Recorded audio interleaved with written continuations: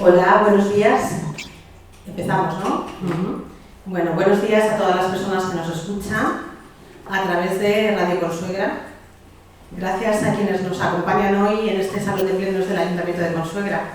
Y nuestro agradecimiento especial a Radio Consuegra por su disponibilidad y colaboración siempre. Gracias por hacerlo posible.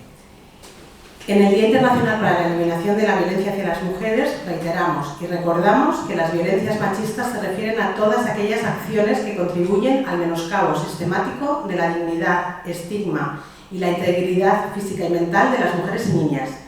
Insistimos siempre en que es un tipo de violencia estructural, ya que se encuentra presente en todas las sociedades y todos los espacios sociales, aunque se dé en distintos niveles y mediante diferentes mecanismos. Son expresiones de desigualdad que en muchas ocasiones se normalizan, se aceptan y se silencian, porque pueden ser muy sutiles. Micromachismo, menosprecios, humillaciones, publicidad sexista, ciertas conductas de control. Por ello es muy importante saber detectar este tipo de violencia estructural en todas sus formas. Hoy queremos poner sobre la mesa una de estas formas de violencia, la violencia obstétrica, que se refiere al trato deshumanizado o abusivo que se da a las mujeres durante el embarazo, parto y o posparto. Francisca Fernández Guillén, a quien tenemos al otro lado de la pantalla, es experta en Derecho Sanitario y ha dedicado su carrera a la defensa de mujeres víctimas de violencia obstétrica. Es la abogada española que ha llevado ante la Comisión de Derechos Humanos de la ONU 4 denuncias de mujeres afectadas por este tipo de violencia en hospitales públicos españoles. Muchas gracias por atendernos hoy. Va a ser un lujo escucharte. Pero antes de darte paso, Francisca, quiero poner sobre la mesa algunos datos, los últimos datos recogidos en el Observatorio de Violencia Obstétrica, sobre lo que dicen mujeres en relación a sus experiencias. Creo que la muestra es de 1.815 mujeres, que dice, con esta muestra, al menos un 40% de mujeres identifica haber sufrido este tipo de violencia, de la que ahora vamos a hablar. Un 44% considera que fue sometida a procedimientos innecesarios o procedimientos dolorosos. Un 40% considera que el lenguaje utilizado para dirigirse a ellas no fue correcto. Un 32% recuerda que alguien criticó sus expresiones de dolor. Más de la mitad de las mujeres no fueron informadas de la intervención que se les iba a realizar, inducción, episiotomía. Casi un 75% de las mujeres no pudieron elegir la postura en el expulsivo, que también quería preguntarte sobre esto. Un 36% de las mujeres encuestadas dice precisar de ayuda psicológica para superar sus recuerdos del parto. También tenemos algunos testimonios en primera persona. Algunos de ellos nos han llegado directamente a través de mail o nos lo han comentado cuando hemos dicho que íbamos a hablar de este tema, o hay miles de testimonios que podemos encontrar en las redes. En el momento que se pone sobre la mesa este tipo de prácticas o este tipo de violencia, alguien te dice, pues a mí me pasó, ¿no? Algunos de esos testimonios en primera persona pues te hablan de frases de este tipo, que le habían dicho, estás empujando fatal, te vas a ir de cabeza a una cesárea, o algún momento en que la mujer ha solicitado alguna explicación sobre lo que le están haciendo, ¿no? Y solo le dicen, pues es por tu bien, es por protocolo, tú lo sabes, relájate y colabora. O, niña, no te quejes tanto, estás escandalizando y asustando a las demás mamás, es imposible que te duela, esto son solo cosquillas. O una mujer que pide que cierren una ventana, porque cree que la están viendo y responde, mujer, si no te ve nadie. Y ella dice, si yo los estoy viendo a ellos, ¿por qué no me van a ver a mí, no? O, anda tonta, que no te va a quedar una cicatriz de bikini, no llores, ¿no? Bueno, Francisca, bienvenida, muchas gracias. Y quería empezar, preguntándote que aunque todas estas mujeres tienen sus historias de partos, con sus propias subjetividades, experiencias y apreciaciones personales, sí que se observa que los discursos de las madres resultan bastante homogéneos. Se han sentido ninguneadas, infantilizadas, cosificadas. Bueno, por empezar por el principio, Francisca, ¿qué es la violencia obstétrica? Hola. Buenos días, Cristina. Muchísimas gracias a Radio Consuegra y al Ayuntamiento de Consuegra por abordar este tema que ha estado oculto durante demasiado tiempo, a pesar de que las consecuencias para la salud de las mujeres y los niños son muy graves. Has descrito muy bien a través de esas expresiones qué es la violencia obstétrica. Es todo lo que tú has dicho y mucho más. Finalmente, se trata de despojar a las mujeres de cualquier tipo de poder sobre sus cuerpos y sobre su salud, apropiarse de un proceso que nos corresponde y tomar decisiones que convienen más al sistema y a los asistentes que a nosotras mismas.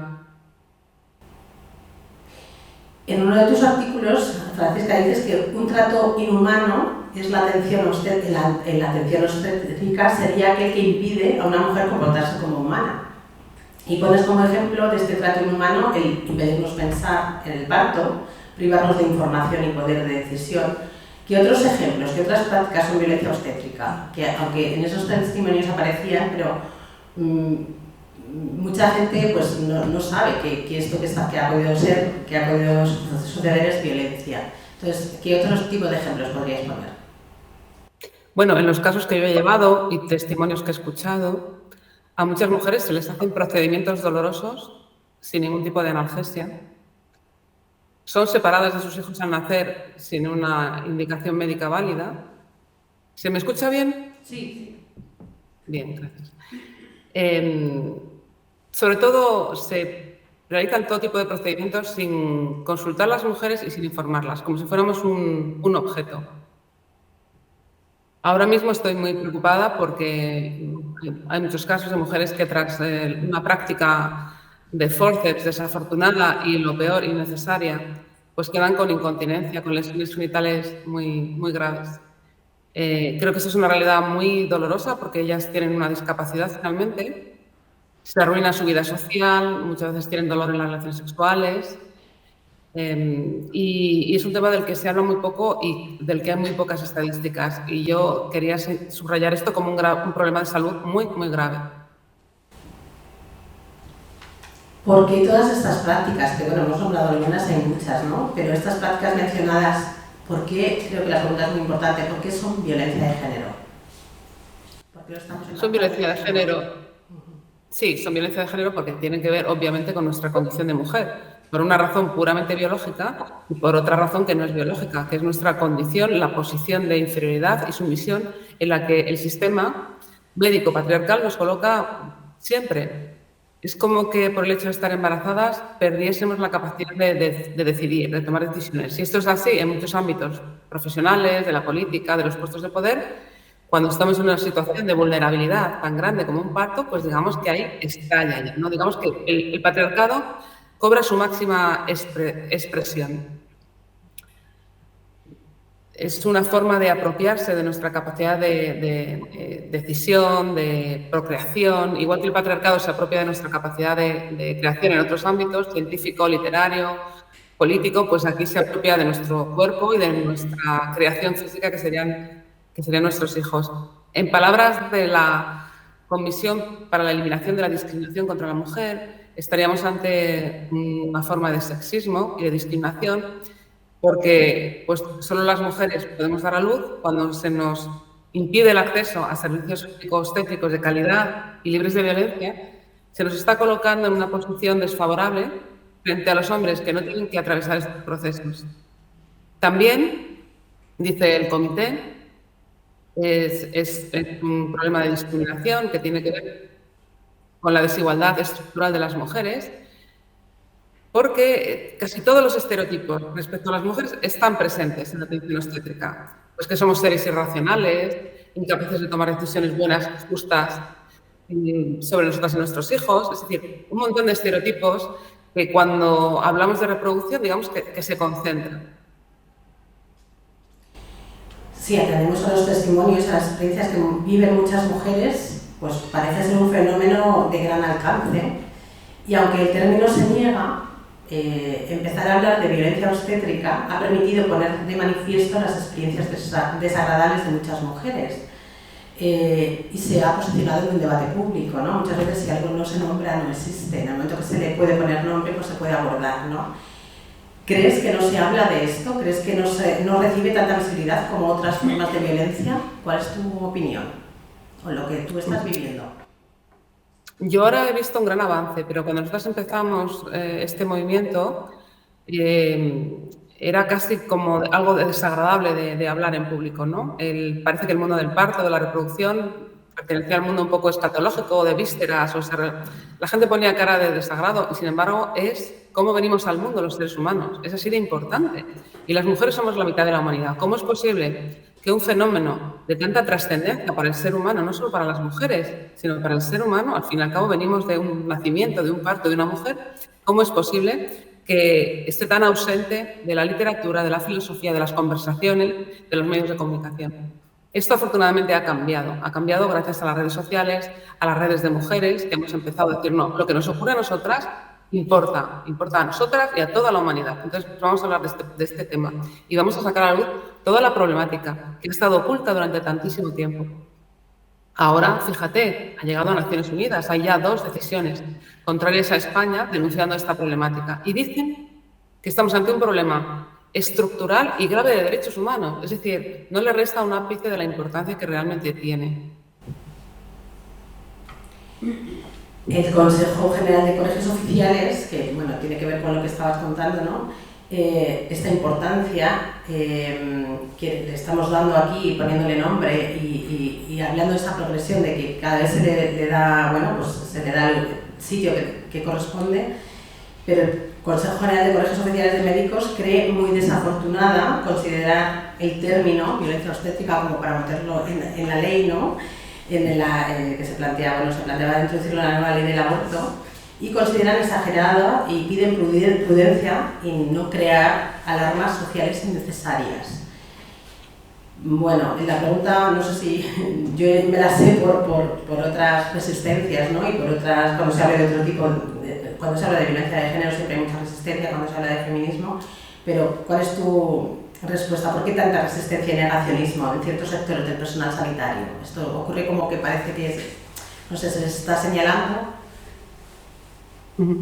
Bueno, a pesar de esta, yo creo que muy desafortunada reacción del Consejo General de Colegios de Médicos, hay que decir que los profesionales de la salud más expertos en este ámbito, que son las comadronas, unánimemente, de forma sin ningún tipo de dudas, las federaciones de asociaciones de matronas de España han reconocido el problema y están trabajando, llevan ya muchos años trabajando para erradicarlo, porque esto es lo que hay que hacer. En lugar de negar una realidad que es muy patente desde hace tanto como 1985, que la Organización Mundial de la Salud denunció un montón de prácticas que se realizaban en los partos, y también quiero hablar en el contexto del aborto, por supuesto, que eran innecesarias y dañinas para las mujeres y para los niños.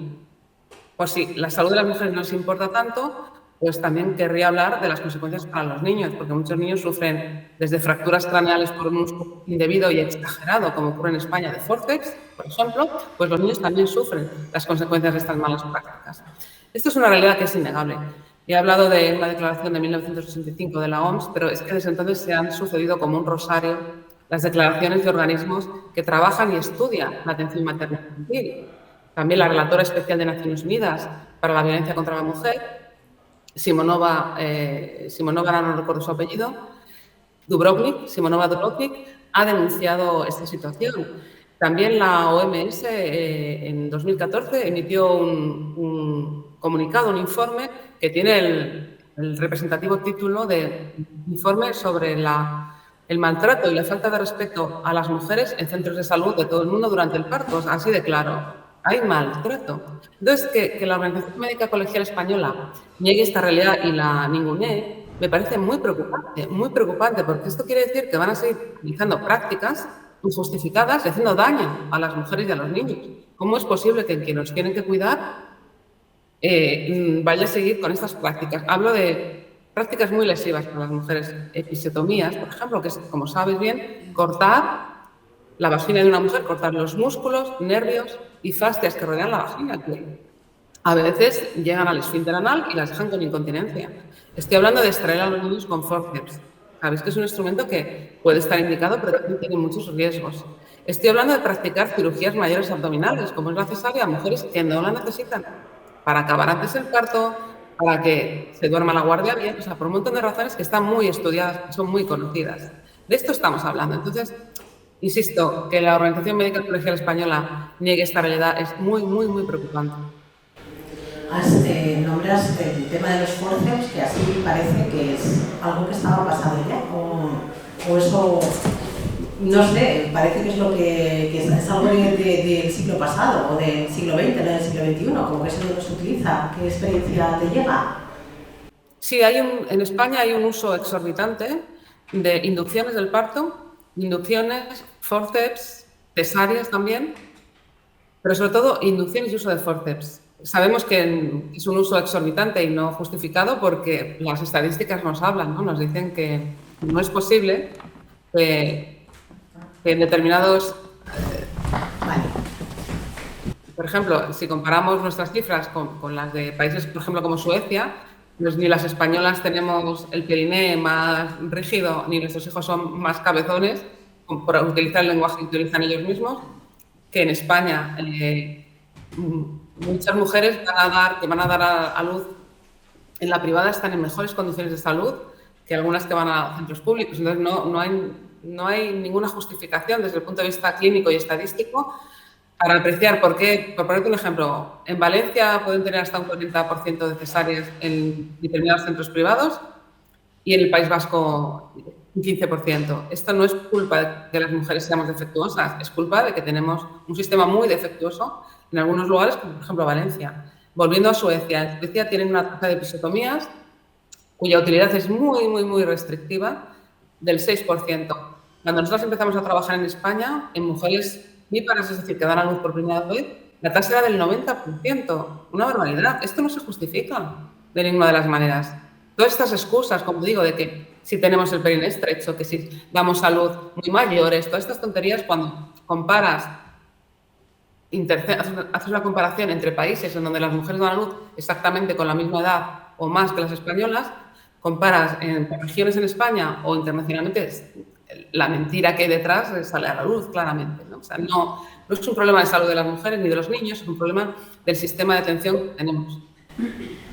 Sí, bueno, te iba a preguntar qué pasa en relación a otros países, pero bueno, ya casi que me lo has contestado. Hay una investigación reciente que concluye, que bueno, estarás al tanto seguramente, que 28 centros sanitarios, centros hospitalarios españoles, mayoritariamente privados, triplican la tasa recomendada de cesáreas. Bueno, ¿qué dices a esto? Que te referías también, ¿no? Muchas veces, ¿cuál es la respuesta? ¿Por qué se hace esto? ¿Cuál es, no sé, lo que lo motiva? Bueno, pues claramente en la privada pagan poco, muchas aseguradoras pagan muy poco a los médicos que trabajan para ellos y no están dispuestos por ese dinero que cobran por intervención, desde luego, a tener un parto que puede durar 10, 12, 14, 16, 24 horas. Hay partos que son un proceso largo y no están dispuestos, desde luego, por el dinero que les pagan, a dedicarle todo ese tiempo que requiere. Luego también en la privada, para ganarse el sueldo, ganar el dinero que quieren ganar algunos profesionales, pues tienen que tener una agenda muy grande de mujeres, un número de mujeres muy grande. ¿Cómo las atienden, no? ¿Cómo se las apaña un ginecólogo para que los partos no le coincidan pues en el fin de semana o no le coincidan varios partos a la vez? Pues induciendo los partos y organizándolos a conveniencia de su agenda. Esto es así. Entonces convencen a las mujeres de que hay que inducir el parto porque el niño es muy grande, porque le queda poco líquido amniótico, porque hay mucho líquido amniótico.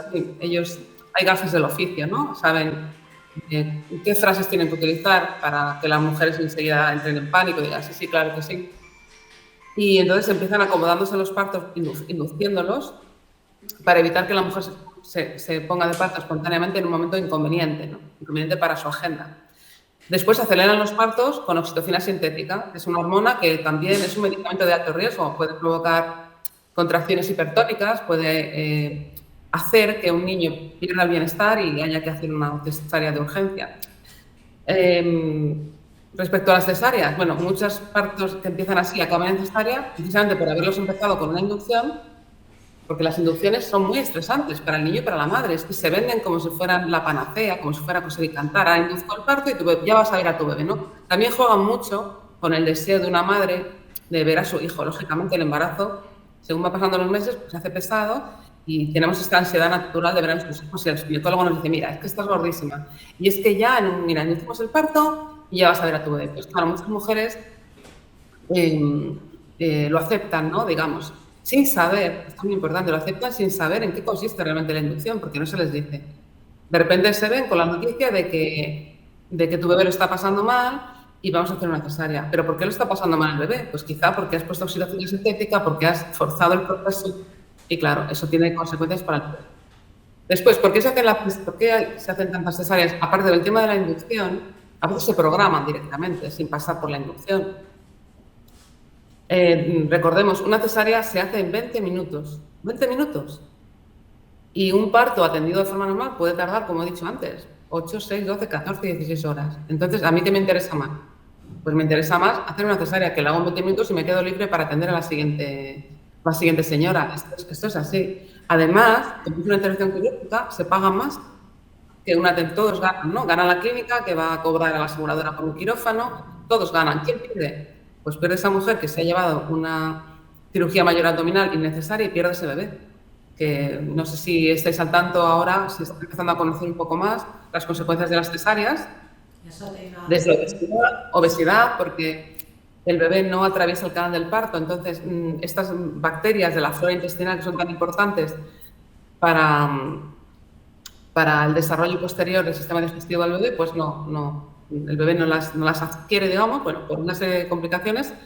Las cesáreas se ha demostrado que los niños que nacen por cesárea tienen una probabilidad mayor de ser obesos, de padecer obesidad, también de estrés respiratorio, inmaturidad iatrogénica, es decir, las mujeres, pues adherencias que también le provoquen trastornos abdominales, por no hablar del shock que puede significar para ti que pensabas que vas a tener tu bebé normal, te vas a recuperar inmediatamente y le vas a recibir de forma normal, pues no te has beneficiado de todas esas hormonas que el cuerpo ha previsto, ¿no? Para que el apego a tu hijo y tu recuperación sean mejores, pues te encuentras en una misma operaciones, pues deja secuelas a todo nivel, físicas y psicológicas, desde luego.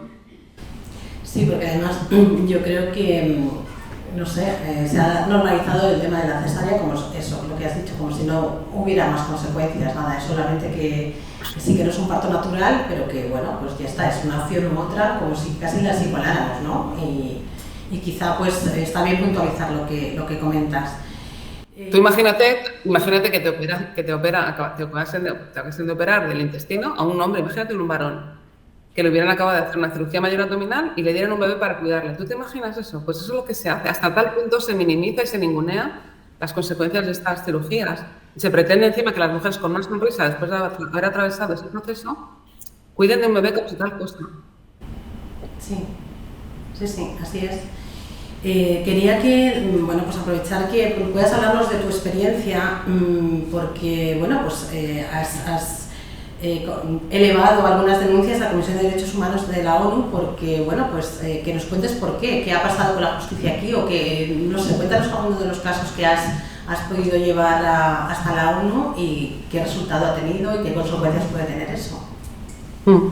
Bueno, pues esto empezó en 2010, en torno a los años 2010-2012, llegaron a mi despacho mujeres que habían tenido experiencias muy traumáticas, con secuelas físicas y psicológicas graves, y vimos que en los procesos judiciales que emprendimos, también el proceso administrativo previo, que antes de llegar a los tribunales le das la oportunidad al sistema público sanitario de ver lo que ha ocurrido y reparar el daño. En este caso fue al Servicio Gallego de Salud y al Servicio Vasco de Salud de Osakidetza.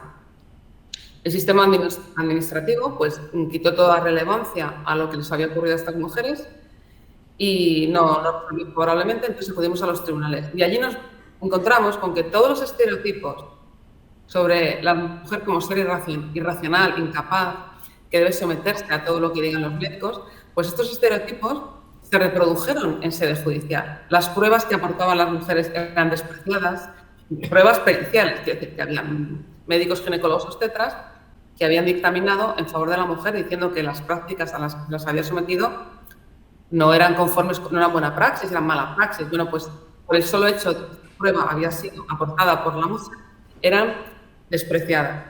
Yo he vivido escenas en los juzgados y no creerías, ¿no? De una especie de confabulación, identificación de clase y de varón a varón entre el juez y el médico, que impedía, la verdad, visibilizar de alguna manera, no digo que nos diera la razón, pero visibilizar la prueba y valorar la prueba que estaba aportando esta mujer. Como dice Naciones Unidas, lo que ocurrió en las distintas instancias judiciales que atravesamos es que estos mismos patrones sexistas que habían conducido a estas mujeres a sufrir estos daños se reproducían, como digo, en la judicatura. Con lo cual, pues al final tuvimos que llegar al Comité de Naciones Unidas para la Eliminación de la Discriminación contra la Mujer, que estudió tanto el proceso sanitario como el proceso judicial, detectó estos patrones, revisó la prueba, estudió la prueba que habían presentado las mujeres, como no podía ser de otra manera, y dictaminó no solamente que en estos casos se había cometido discriminación contra estas mujeres, sino que había un patrón en el sistema de asistencia obstétrica española. Entonces, emitió una decisión en la que reprobaba el sistema que teníamos y hacía una serie de recomendaciones que España tiene que seguir para erradicar este problema. ¿Y eso qué consecuencias tiene o cómo se ha tomado aquí en España o qué respuesta tiene eso? ¿O se te va a quedar igual o esto tiene una implicación? Bueno, realmente, a ver, la importancia que tiene a nivel, digamos, no sé si teórico es la palabra, a nivel político, es importantísima. Está perfectamente descrito y definido el problema y además han apuntado las soluciones. Sabemos qué tenemos que hacer. Todos los países firmantes realmente de la Convención para la Eliminación de la Discriminación contra la Mujer, todos esos países entre los que está España que firmamos esa convención, sabemos ahora qué pasos deberíamos seguir para erradicar este problema. Eso ya me parece muy importante. También tiene valor de cara a estas mujeres que han visto reconocido la injusticia de todo el proceso al que fueron sometidas y para todas las mujeres que habitan en estos países firmantes. Luego debería tener una eficacia práctica inmediata. Desde el momento en que el comité emitió esta decisión, España nuestro gobierno, tanto el gobierno español de la nación como las comunidades autónomas que tienen competencias en sanidad, se tenía que haber puesto a trabajar para solucionar este problema. ¿Qué han hecho? Absolutamente nada. Yo me he dirigido al ministro de la Presidencia, al ministro de Asuntos Exteriores, al ministro de Justicia, a la ministra de Igualdad. Me he dirigido a todas las instituciones que tenían algo que ver con este problema, por supuesto al Ministerio de Sanidad, y han hecho caso omiso. No han querido reparar a las víctimas, que era la primera obligación más clara que venía en primer lugar de todas. Total, que ahora pues tengo que presentar una demanda, que la verdad es que es patético, tengo que presentar una demanda nuevamente para que se ejecute esta decisión de Naciones Unidas. Esta es la situación. Por eso, claro, por eso te preguntaba que había pasado después y bueno, pues ya nos cuentas, al final, no sé, El Ministerio de Sanidad no quiere saber nada. Es como que le interesara más su alianza o proteger a los médicos que proteger la salud de las mujeres. Entonces esto me parece totalmente distópico, me parece muy extraño, porque en España, en el año 2008, se consiguió un hito que es crear una estrategia de atención al parto normal del Sistema Nacional de Salud, que dio lugar a una guía muy bien hecha, que es la guía de atención al parto normal del Ministerio de Sanidad. Y, sin embargo, el Ministerio de Sanidad en estos momentos está mirando para otro lado y no está haciendo nada para seguir implementando y dar la eficacia que merece esa estrategia, hecha por el propio Ministerio de Sanidad, con la ayuda de las organizaciones sociales y también organizaciones de profesionales de la salud. Y ya digo, se ha puesto del lado de perfil respecto a la decisión de Naciones Unidas y no está haciendo su trabajo, en mi opinión. Bueno, a mí me viene la palabra de violencia institucional al final también, porque si tenemos esta resolución y no hacemos caso, al final es negar también una realidad y es violencia para las mujeres, en este caso desde las instituciones, ¿no? Sí, a mí me parece violencia epistemológica, una injusticia epistemológica, cuando en Naciones Unidas, una vez que hay una decisión, pide cuentas al Estado de qué ha hecho al respecto, ¿no? Y en nombre del Estado responden los abogados del Estado, la abogacía del Estado. Y no se habían enterado de nada, de en qué consistía la decisión, de qué les estaban hablando.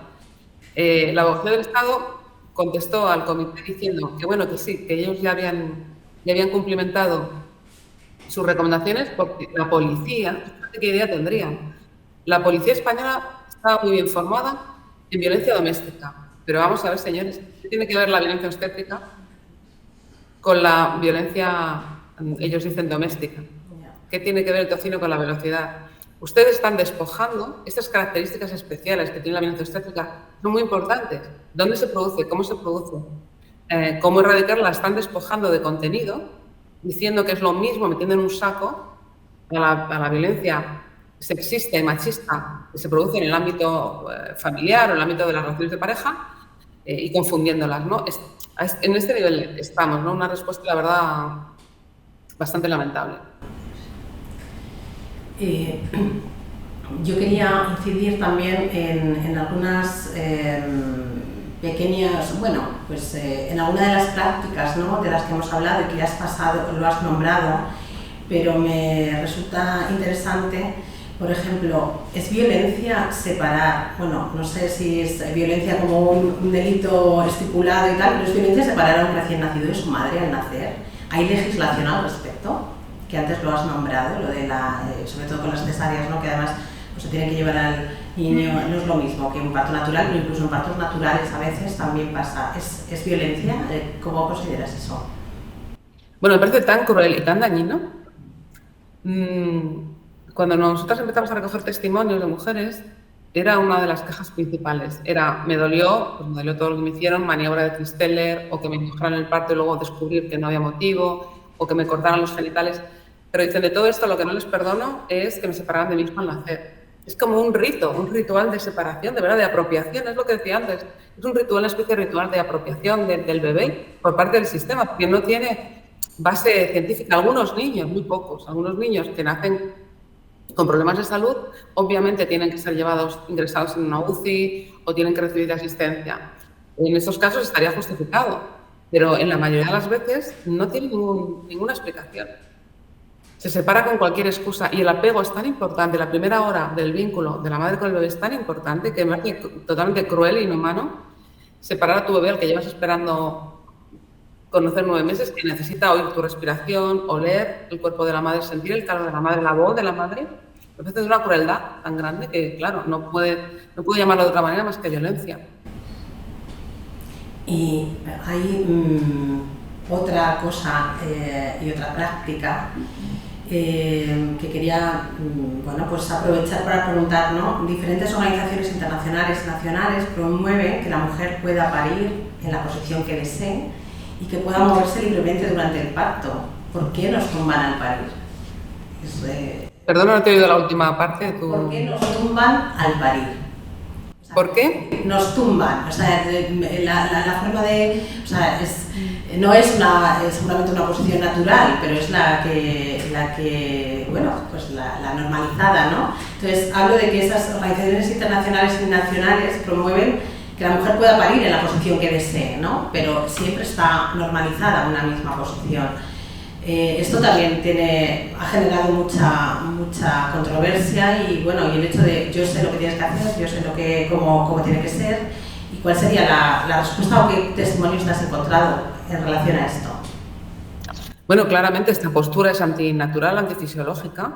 ¿Y cómo es posible que las mujeres se restrinja su libertad de movimientos? ¿Pero cómo es posible esto?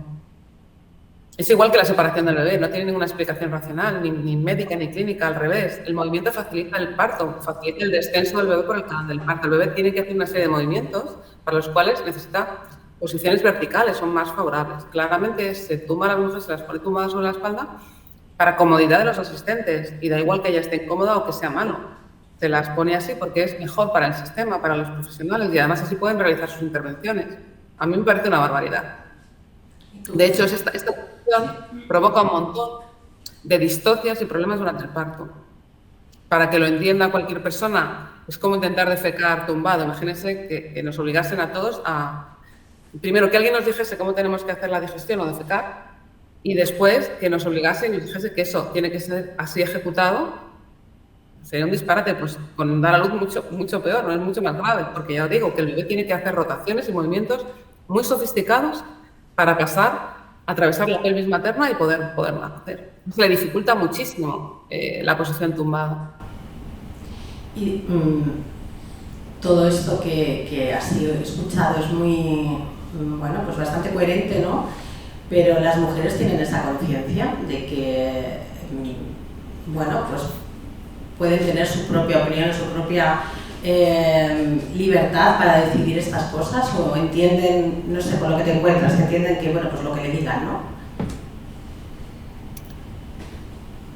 Bueno, pues hoy en día hay mucha información, afortunadamente, y hay mujeres que buscan información e intentan tener la mayor libertad posible, la mejor atención de mayor calidad posible.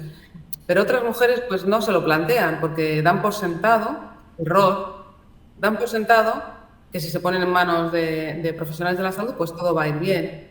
Digo que es un error porque en la atención médica, como en cualquier otro ámbito de la vida, hay estereotipos, hay sesgo de género y hay intereses, como los que acabo de desvelar, que van a influir radicalmente en el tipo de atención que reciban. Entonces, no se trata de desconfiar por método de los profesionales, sino que hay que preguntarles cuál es su filosofía asistencial y qué opinan y buscar, desde luego, el tipo de asistencia que más se ajuste a nuestras prioridades y a nuestras necesidades y las de nuestros hijos, no a las prioridades y necesidades de otra persona, que pueden coincidir o pueden no coincidir.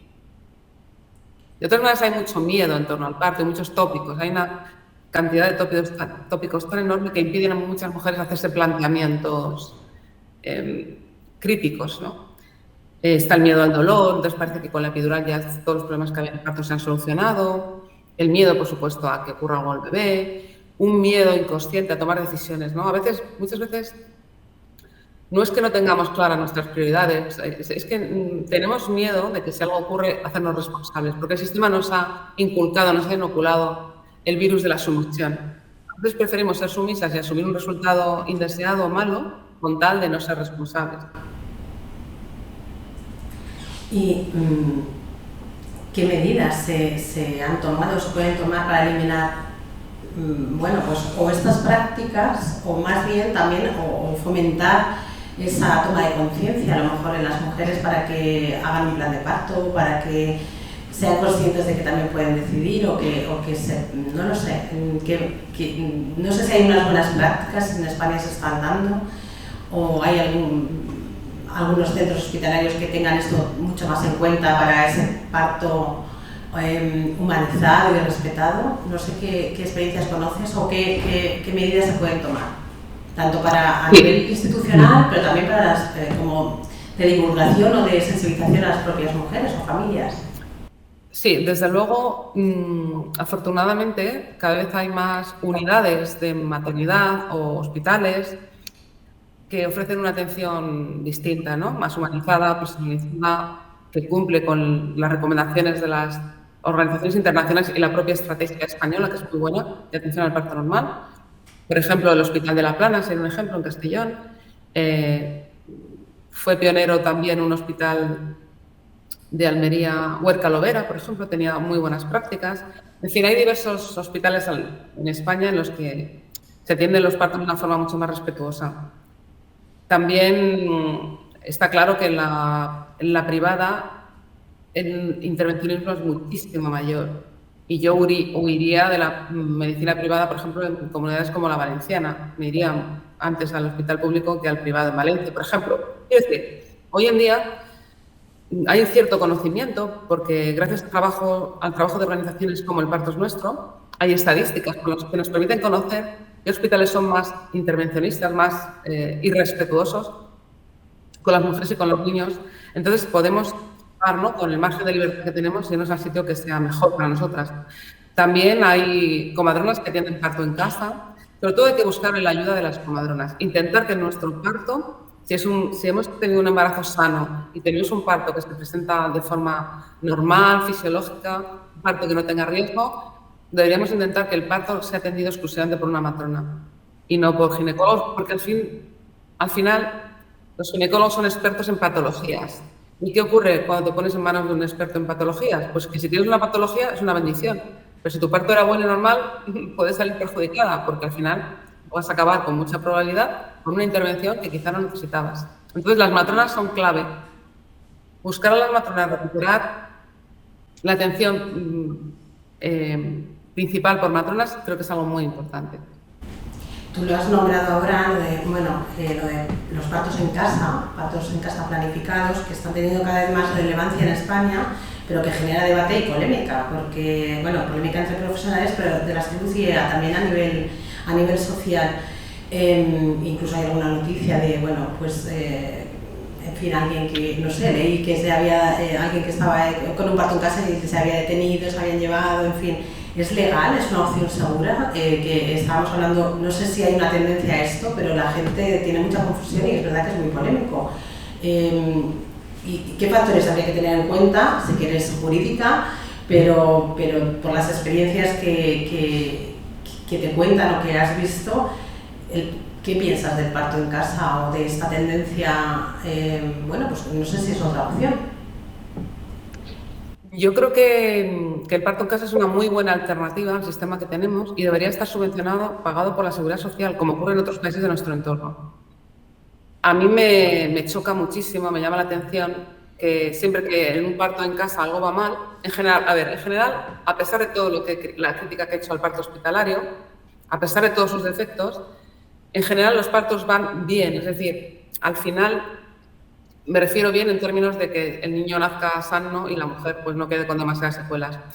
Entonces, en general, la tasa de mortalidad es igual, tanto en parto, hay quien dice que mejor el parto en casa, pero bueno, está hiper estudiado, si no los sistemas de salud como el británico, por ejemplo, o el sueco, no pagarían de su bolsillo la atención obstétrica en casa, está claro. Yo reto a quienes hacen críticas sin conocer realmente en qué consiste el parto en casa, a que me expliquen esto, ¿no? O sea, por qué el sistema de salud de países más civilizados que el nuestro iban a pagarlo, ¿no? Y a cogerlo en sus sistemas de su previsión social. Entonces está hiperdemostrado que el nivel de seguridad es similar. Hay cosas que se solucionan mejor en un hospital que en casa, hay que asumirlo. Luego hay situaciones que nunca se producirían en un parto en casa que sí se producen en el hospital. Todo este iatrogenia de la que he hablado va a tener lugar en un hospital, nunca en un parto atendido por comadronas en casa. Quiero decir que cada tipo tiene pros y contras. En general son dos opciones muy buenas para las mujeres, ser atendidas por comadronas en un parto en casa o ser atendidas, sobre todo si es por comadronas, en un hospital. Entonces, yo creo que lo más importante es que quien tiene que decidir dónde quiere dar a luz es la mujer. La mujer tiene que decidir dónde se siente más segura. Hay mujeres que se sienten más seguras en un hospital porque la tecnología, confían en la tecnología, por ejemplo, quieren la epidural, y hay mujeres que les ocurre todo lo contrario. Sería mi caso. O sea, a mí el ambiente de un hospital para la luz me parece horroroso. O sea, está luz, gente con materiales quirúrgicos. A mí en un parto normal me parece horroroso, me parece el peor de los escenarios. Pero cada persona lo vive de una manera diferente. Entonces, ¿qué hay que decir sobre el parto en casa? Yo creo que nada. Hay que decir que cada mujer debe elegir dónde dar a luz. Porque como sociedad, cualquier cuñado, de verdad, dice él que ni ha parido ni se ha visto en esa situación, ¿dónde tiene que parir una mujer? Pero ¿quiénes somos nosotros para decirle a las mujeres dónde tenemos que dar a luz? Por favor, basta de opinología. Cada mujer tiene que dar a luz donde ella se sienta mejor. Para una será un hospital, para otra será una casa de partos, para otra será el parto en casa. Quiero decir, el revuelo que se organiza mediático, cada vez que ocurre una desgracia en un parto en casa, ¿por qué no se organiza ese revuelo mediático cada vez que yo me dedico a esto, ¿no? Es decir, yo soy experta en negligencias médicas, o sea, yo infinitos casos en los que el bebé fallece o la madre sufre secuelas graves o fallece también la mujer.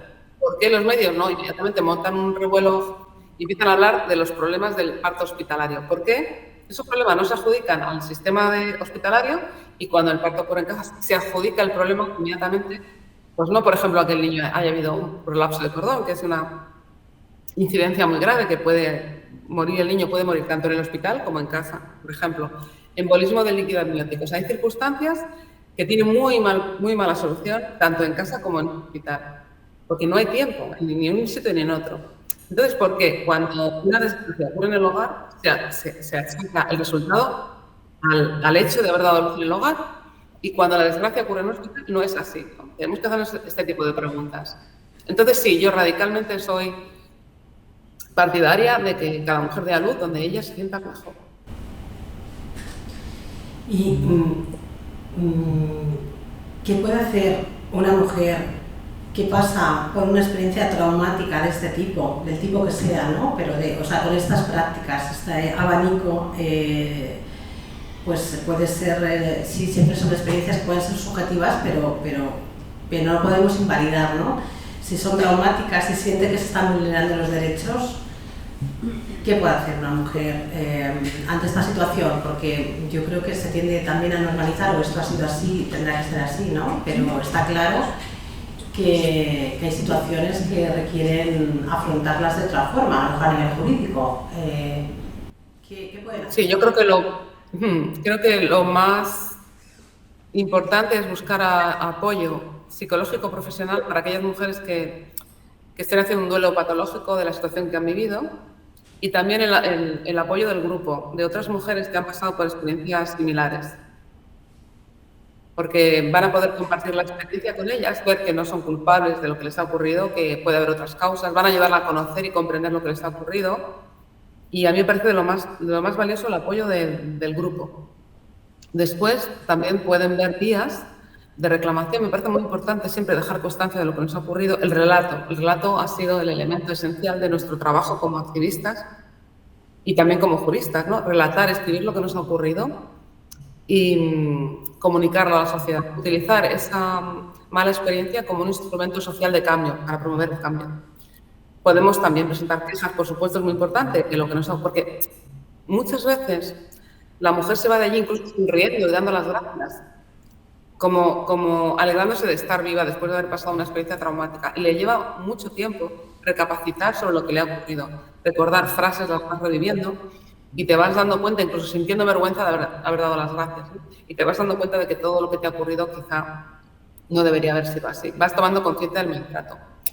Entonces es muy importante escribir lo que nos ha ocurrido y poder presentar una queja, porque muchas veces esos profesionales ni siquiera saben las consecuencias de sus actos.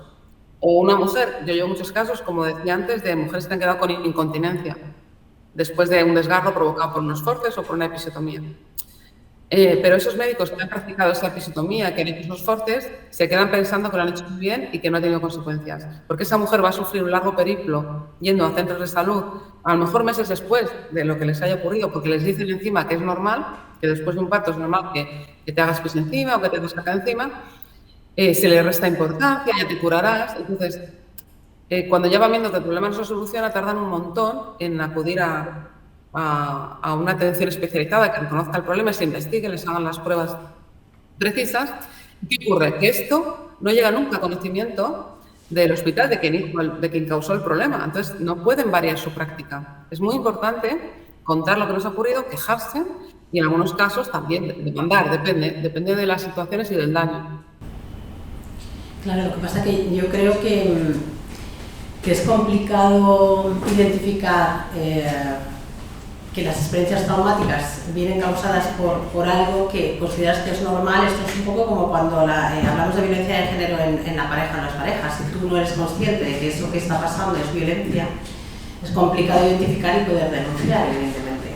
Entonces, aquí hay ese paralelismo, ¿no? Y creo que vas a un sistema sanitario donde te dicen lo que hay que hacer y bueno, pues el objetivo es eso, que mi hijo nazca bien, ¿no?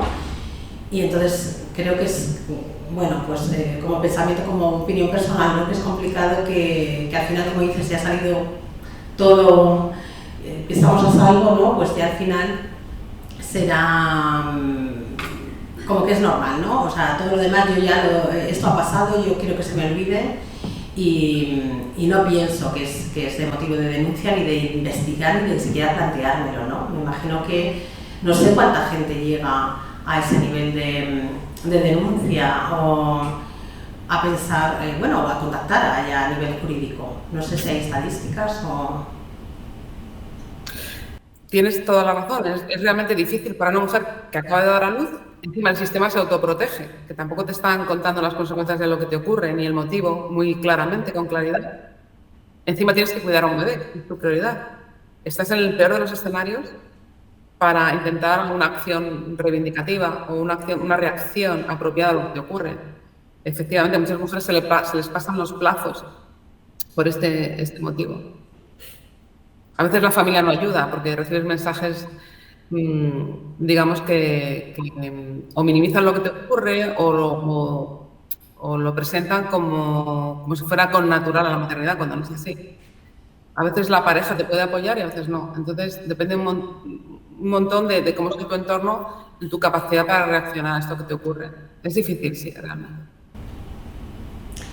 Pues no sé, a mí se me ocurren muchas más cosas, pero tampoco podemos estar aquí todo el día. Yo no sé si hay alguien aquí que quiere preguntar algo. No, estaban escuchando aquí con mucha atención, también en Radio Consuela nos estaban escuchando. Yo te agradezco un montón que estés aquí, bueno, pues ofreciendo este tiempo, tu formación, tu experiencia. ¿Cómo ves el futuro de estas prácticas o de esta lucha? O no sé, ¿cuál es la visión del futuro respecto a todo lo que estás trabajando? Bueno, yo veo que las cosas han cambiado bastante, mucho, en los 20 años que han transcurrido desde que organizaciones como El Parto es Nuestro o Dona Llum en Cataluña inició su trabajo. Ha cambiado mucho, ahora tenemos las mujeres muchísima más conciencia de todo esto, más conocimiento, y eso es muy importante. Y también hay que decirlo, hay profesionales que no están nada conformes con esta situación, que están trabajando muchísimo para cambiar el modelo. Tenemos esta referencia de las decisiones de Naciones Unidas, tenemos el apoyo de organizaciones internacionales como la OMS. Yo soy muy optimista. Hay mecanismos muy arraigados en los sistemas de salud, hay muchísimos prejuicios, mucho sesgo, pero yo creo que se está agrietando todo ese sistema y pienso que vamos hacia mejor. Sí, yo pienso que sí. No estamos solas. Hay organizaciones que van a arropar a las mujeres que han tenido problemas. Las mujeres cada día nos callamos menos, somos más reivindicativas. El movimiento feminista en España tiene muchísima fuerza a nivel teórico y a nivel político. Entonces, yo soy optimista, la verdad. Yo creo que estas cosas, lo sorprendente es que sigan ocurriendo realmente, la verdad, porque son muchos relatos que son de la época de mis bisabuelas, abuelas, madres. Entonces, yo creo que el momento ha llegado de que esto ya se vaya terminando. Creo que es importante, sobre todo, aparte de las cosas que puedan pasar, el hecho de que se le ponga nombre, ¿no? Y el tema de la sensibilización, que aunque no estés tanto en el tema, ¿no? Pero incluso, bueno, pues que se pueda hablar, que haya sitios donde buscar información, que haya foros donde se hable de esto, porque al final, si alguien oye o escucha que esto puede ser que no sea normal, pues puede siempre tener esa posibilidad de señales de alerta, ¿no? Entonces creo que, como en todo, la sensibilización es muy importante. Has hablado de la asociación El Parto es Nuestro. No sé si hay alguna, bueno, pues me imagino que buscando en internet o si tiene alguna dirección, porque seguramente sea muy interesante poder difundir eso y que la gente tenga acceso a esa información, esté más interesada en el tema o no, pero que al final llegue, ¿no?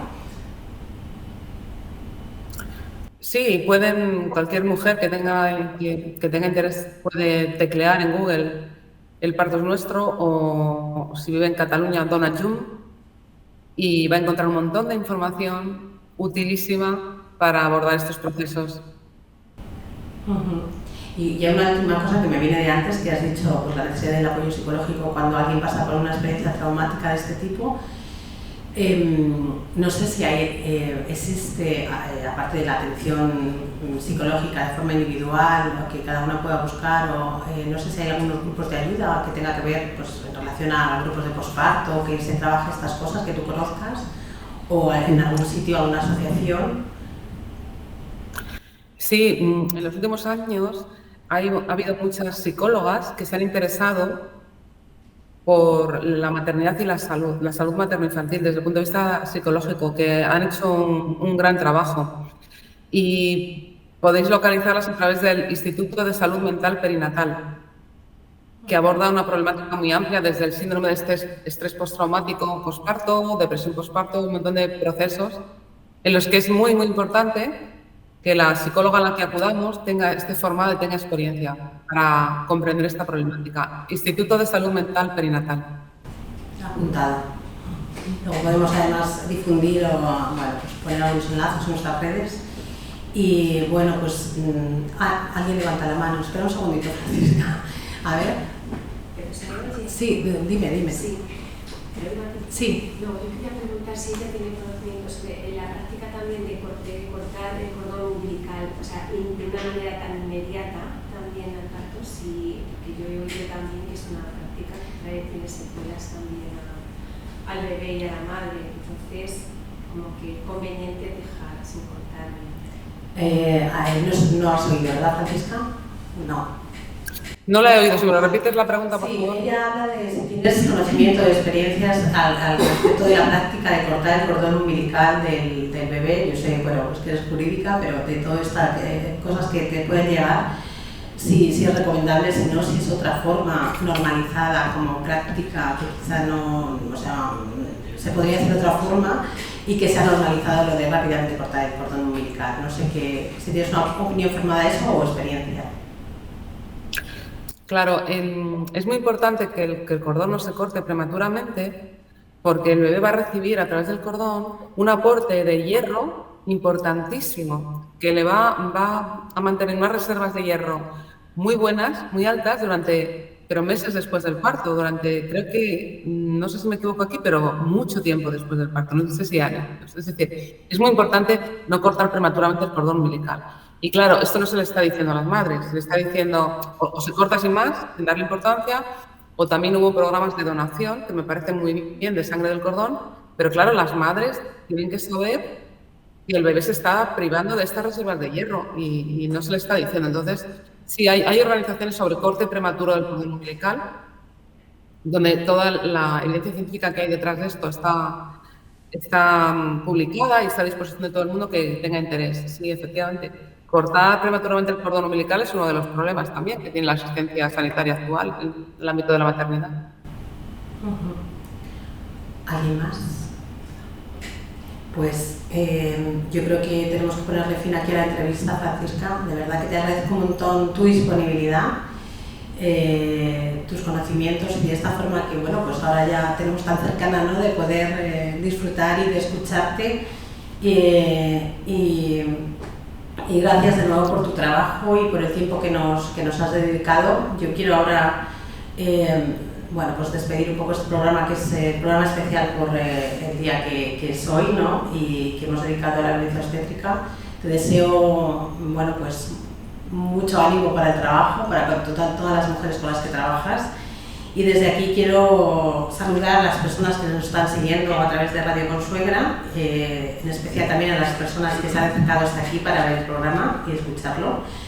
Ya solo quería recordar que mañana sábado en el Teatro Don Quijote de Consuegra podemos disfrutar de la obra Solo un metro de distancia, con 4 excelentes actrices y una muy bonita puesta en escena para hablar de un tema muy doloroso como es el abuso sexual infantil, que también hemos enmarcado dentro de esta semana de actividades. Solo quiero acabar ya diciendo que la violencia contra las mujeres se aprende por imitación de modelos y se mantiene por falta de rechazo social. El 25 de noviembre no hay nada que celebrar, sino reivindicar, y hay que reivindicar la urgencia de acabar con la violencia de género en cualquiera de sus manifestaciones, por ser una de las mayores atrocidades contra los derechos humanos. Muchas gracias. Gracias a Radio Consuegra. Gracias a vosotros. Buen día.